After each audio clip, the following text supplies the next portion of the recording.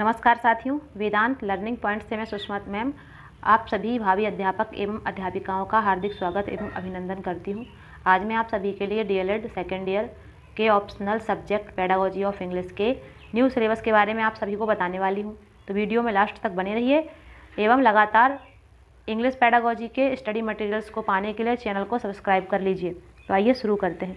सबसे पहले इसके उद्देश्य देख लेते हैं क्या क्या हैं।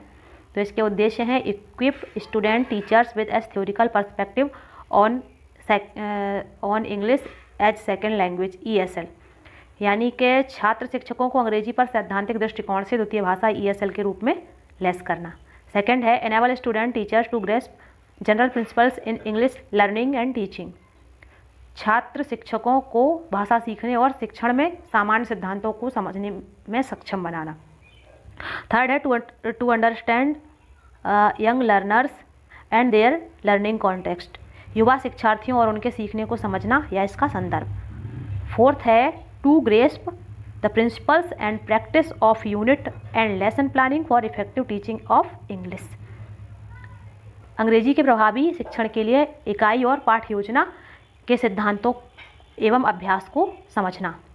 फिफ्थ है to develop classroom management skills, procedures and techniques for teaching language, कक्षा प्रबंधन कौशल विकसित करना, भाषा शिक्षण के लिए प्रक्रियाएं और तकनीकें। सिक्स्थ है to examine and develop resources and materials and their uses with young learners for language teaching and testing, संसाधनों और सामग्रियों की जांच और विकास करना और भाषा शिक्षण एवं परीक्षण के लिए युवा शिक्षार्थियों के साथ इसका उपयोग करना। सेवेंथ है to example issues in language assessment and their impact on classroom teaching, उदाहरण के लिए भाषा मूल्यांकन में समस्या और कक्षा शिक्षण पर उनका प्रभाव। अब आइए इकाई फर्स्ट देख लेते हैं। यूनिट फर्स्ट में क्या क्या है। Approaches and methods to teaching of English, यानी कि अंग्रेजी शिक्षण के उपागम और विधियाँ। इसमें क्या क्या पढ़ेंगे आप लोग। एक्टिव लर्निंग मेथड्स, सक्रिय अधिगम विधियाँ। कॉग्निटिव एंड कंस्ट्रक्टिविस्ट अप्रोच, संज्ञानात्मक और रचनावादी दृष्टिकोण। Nature and role of learners, शिक्षार्थियों की प्रकृति एवं भूमिका। डिफरेंट काइंड्स ऑफ लर्नर्स, विभिन्न प्रकार के शिक्षार्थी। Teaching multigrade classes, multi level classes, बहुस्तरीय कक्षाओं को बहुस्तरीय कक्षाओं में पढ़ाना। Socio psychological factors, attitude, aptitude, motivation, level of aspiration, सामाजिक मनोवैज्ञानिक कारक, रवैया, योग्यता, प्रेरणा, आकांक्षा का स्तर।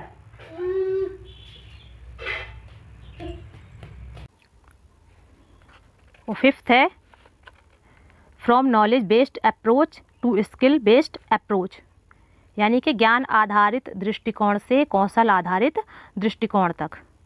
अब चलते सेकंड यूनिट देख लेते हैं। Pedagogical implications of SLA theories, यानी कि SLA सिद्धांतों के शैक्षणिक निहितार्थ। Second language acquisition theories, second language अधिग्रहण सिद्धांत। Interaction in second language in classroom from theory to practice, कक्षा में दूसरी भाषा में बातचीत, सिद्धांत से अभ्यास तक। थर्ड है द पेडागोजी ऑफ रीडिंग, पढ़ने की शिक्षा। और फोर्थ है डिस्कोर्स ओरिएंटेड पेडागोजी, प्रवचन या प्रवेश शिक्षा शास्त्र। थर्ड यूनिट आपकी है प्रोसेस एंड प्लानिंग, प्रक्रिया और योजना। इसमें क्या क्या है। Characteristics of a good teaching plan, एक अच्छे शिक्षण के लक्षण। सेकंड है different processes of teaching prose poetry grammar, गद्य कविता व्याकरण पढ़ाने की विभिन्न प्रक्रियाएं।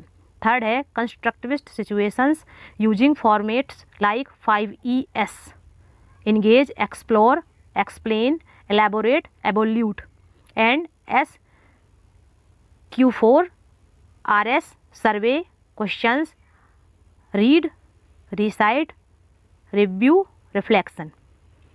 यानी कि 5E संलग्न अन्वेषण, व्याख्या, विस्तृत मूल्यांकन और SQ4RS सर्वेक्षण, प्रश्न, पढ़ना, सुनाना, समीक्षा, प्रतिबिंब जैसे प्रारूपों का उपयोग करते हुए रचनावादी स्थितियाँ। आप लोग 4th यूनिट में क्या क्या पढ़ेंगे? कैरिकुलम एंड रिसोर्सेज मटेरियल, पाठ्यचर्या और संसाधन सामग्री। इसमें क्या क्या है? इसमें NCF 5 के चैप्टर 3 से 322 curriculum, 331 the curriculum different stage, NCF 5 अध्याय 3 में 322 पाठ्यचर्या और 331 विभिन्न चरणों में पाठ्यचर्या। सेकंड में है NCF 5 चैप्टर 3 में 311 language education, 312 home first language और mother tongue, 313 second language acquisition. NCF 5 अध्याय 3 में 311 भाषा शिक्षा, 312 होम प्रथम भाषा या मातृभाषा, 313 दूसरी भाषा का अधिग्रहण। और इसमें थर्ड है NCF 5 चैप्टर 2। इसमें क्या है? 2.3 curriculum studies knowledge and curriculum. NCF 5 अध्याय 2 में 2-3 पाठ्यक्रम, कैरिकुलम अध्ययन, ज्ञान और पाठ्यक्रम। और फोर्थ है इसमें पोजीशन पेपर ऑन लैंग्वेज, भाषा पर स्थिति पत्र। अब आता है आपका 5th यूनिट। 5th यूनिट में क्या क्या है? क्लासरूम ट्रांजैक्शन प्रोसेस, यानी कि कक्षा में लेन देन की प्रक्रिया। इसमें क्या क्या आप लोग पढ़ेंगे? Role of talk in classroom to make the class more interaction, कक्षा को अधिक अंतःक्रियात्मक बनाने के लिए कक्षा में बात की भूमिका। और क्या पढ़ेंगे? Development of vocabulary, tongue, pictures, flow chart and language game, चित्रों, प्रवाह चार्ट और भाषा के खेल के माध्यम से शब्दावली का विकास।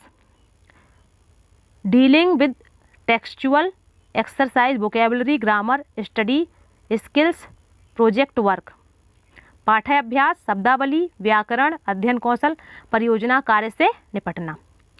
अब लास्ट यूनिट है आपकी असेसमेंट। इसमें क्या क्या पढ़ेंगे? CCE concept and procedure, implications of assessment for the learner, for the teacher and for the community, maintaining teachers diary record, informal feedback from the teachers, measuring progress, using portfolio for subjective assessment। CCE अवधारणा और प्रक्रिया, मूल्यांकन के निहितार्थ, शिक्षार्थी के लिए, शिक्षक के लिए और समुदाय के लिए, शिक्षक की डायरी रिकॉर्ड, अनौपचारिक शिक्षकों से प्रतिक्रिया, प्रगति सुनिश्चित करना, पोर्टफोलियो का उपयोग करना व्यक्तिपरक मूल्यांकन के लिए।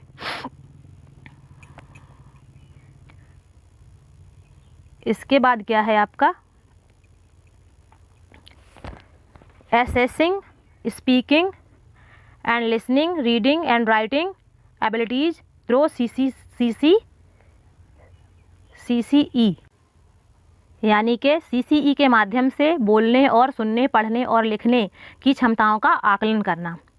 और क्या है इसमें? Attitude towards errors and mistakes in second language learning, दूसरी भाषा सीखने में त्रुटियां और गलतियों के प्रति रवैया। तो ये आपका सिलेबस है। ये जो चेंज हुआ है अभी रिसेंटली, वो वाला सिलेबस है आपका। तो इसी के अकॉर्डिंग आप लोग को पढ़ाई करनी है। अगर ये आपको हेल्पफुल लगी हो तो पोस्ट को लाइक कीजिए, शेयर कीजिए और चैनल को सब्सक्राइब कीजिए। Thank you so much.